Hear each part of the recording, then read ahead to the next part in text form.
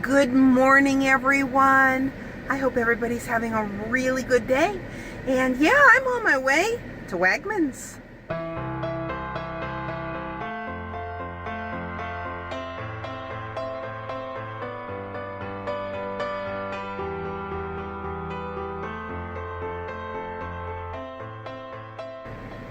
And that's because last night, my husband's two friends, Chuck and Jim, called up and they wanted to know if it would be convenient for them to come over and visit him again. And if you remember, last time they brought pizza and chicken wings, so I thought that I would make something that they might enjoy. And I thought I would make it with you folks, but I gotta go get a few things. So I hope that you'll want to stick around for a little bit of my day, and I'll talk to all of you in just a little while. Well, I am back from the store, and I got everything that I need. I didn't have to get that much, but one of the things I needed was, more jalapeno peppers, because my husband really likes them, and he ate them all. But I'm going to make two recipes. The first one is called jalapeno crab dip, and the second one is called spinach spread. So, but anyways, for the jalapeno crab dip, you need 2 tablespoons of butter, a cup of red bell pepper, 1/4 cup of finely diced red onion, and 1 garlic clove that has been minced, 1 jalapeno pepper that's been seeded and finely chopped, and 2 teaspoons of all-purpose flour, 1 cup of sour cream, a cup of shredded Monterey Jack cheese, and 6-ounce can of what's called lump crab meat that has been drained. So anyways, we're going to get this first one going, and it starts with a skillet on the stove. So I'll scoot you over there and we'll get going on this. Now, this recipe does call for a 2-quart casserole that has been sprayed with some cooking spray, and it's going to be going into an oven that's at 350 degrees, but I am going to wait until his friends get here before I actually put it in the oven. I'm just going to stick it in the refrigerator for a while. So let's get going. So I have my burner on medium, and I'm going to add 2 tablespoons of butter to, it says a non-stick skillet. I don't know if that really makes a difference. So into our pan, I am going to add the red bell pepper, the garlic and the jalapeno,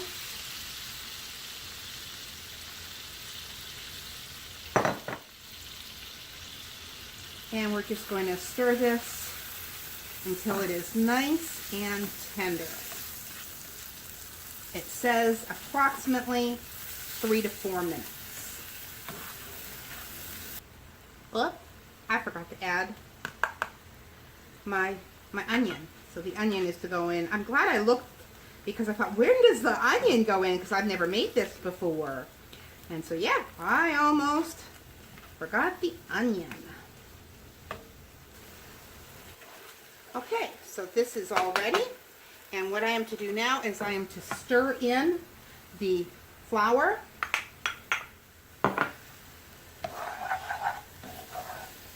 And then my sour cream.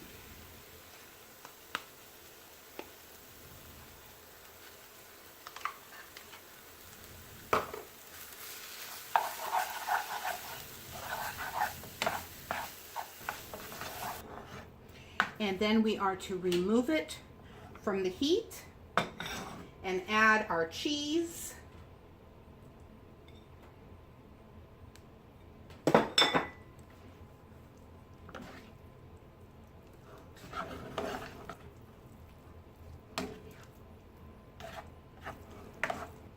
And now we're going to add our crab.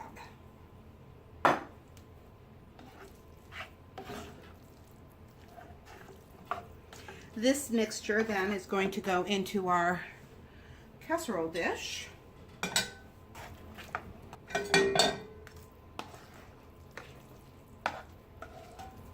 And what I am going to do, because I do not have the cheese that they say that you should top this with, and right now it would be too expensive for us. It was supposed to be Oh, let me look here.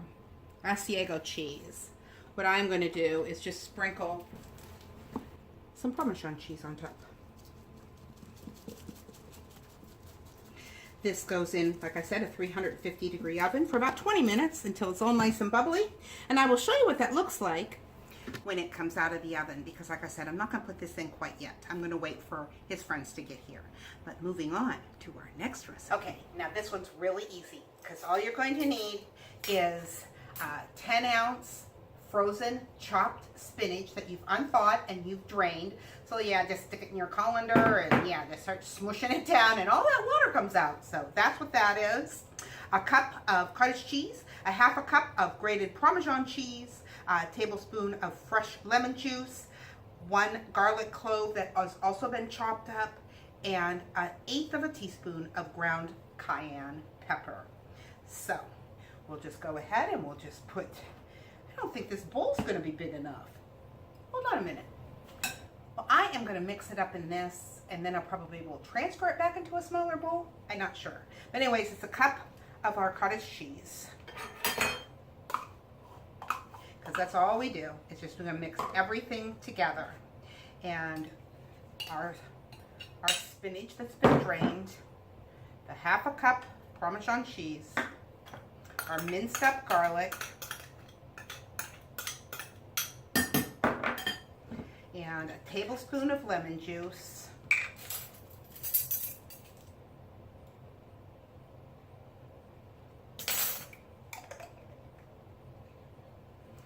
and 1/8 of a teaspoon of cayenne pepper. So that's just going to be a smidgen. We are just going to mix this all up, and this is just going to go into the refrigerator until his friends get here. And it suggests that you use like bagel chips or pretzels, or even it says celery sticks. That Belgian bread they recommend too. So you can use lots of different things with this. That's all this is. Quite easy. Yeah, I think now I can transfer it into a prettier little bowl.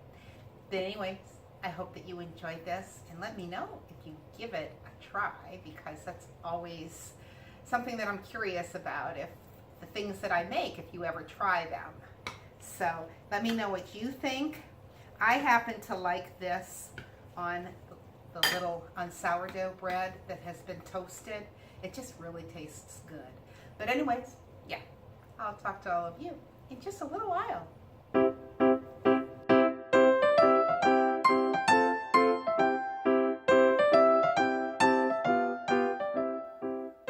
For today's devotion, we will be reading Psalm 27, verse 14. Wait for the Lord, be strong, and let your heart take courage. Yes, wait for the Lord. You know, we are an instant society. Perhaps it's because of inventions like the car and the airplane and the computer and the microwave. We're used to quick results. Years ago, it took days, weeks, even months to get somewhere. And information, well, that was going through books and looking at maps. A meal could take hours to prepare.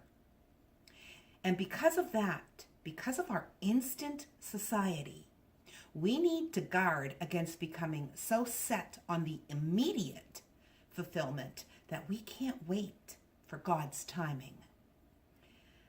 But you know, this problem existed well before our modern age.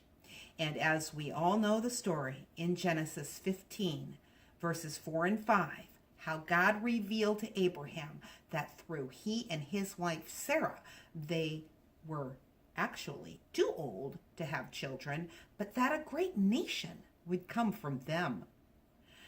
And how Abraham took matters into his own hands after waiting for so long. So he ended up taking Sarah's servant as a wife so that she could bear the promised son. Well, perhaps Abraham was trying to attempt to figure out how God would be able to bring this all about in his own human logic. And since it seemed impossible any other way, his conclusion was this must be what the Lord wanted him to do. But it wasn't. Abraham had to deal with the consequences to those actions also. And Abraham still had to wait another 14 years before Sarah would give birth to Isaac. And we can easily become like Abraham. We might believe God's promises, but prefer and often even expect more immediate results. Or then again, maybe we just want things done our own way. But when we allow the Lord to lead us and to guide us, then we will wait for him. His way may not be what we think we want, but his way is always the best for us. The only way that we as his children can wait and wait well is to trust that he knows best and that he's working things out according to his plan and purpose, always with our best interest in mind. Our perspective is important. Our view of God and who he is vital for us to see clearly the path that he has laid before us. Your path. One that was specifically designed by God for his purpose in your life. And there is a reason that our verse today tells us to be strong and to take courage, because it takes courage to wait and to wait well, because there is no weak tool in the hands of God. We are weak, yet he is strong. There is no such thing as a small calling in his perfect plans, for even one soul is more valuable than the whole world. And God is calling you and I to a life of eternal significance. He is calling you to a life that matters. You were created for a destiny that draws the lost back into the arms of our Heavenly Father. But in order to accomplish the life to which you were called, you need to be strong, to take courage and wait on the Lord. And with that, I want to remind you, life happens. Let's enjoy it. And our Heavenly Father longs to fill you with his strength and courage today that will enable you to wait and to wait well. He longs to encourage you to accomplish the incredible calling for which you were created. God bless, and I will talk to you on Monday.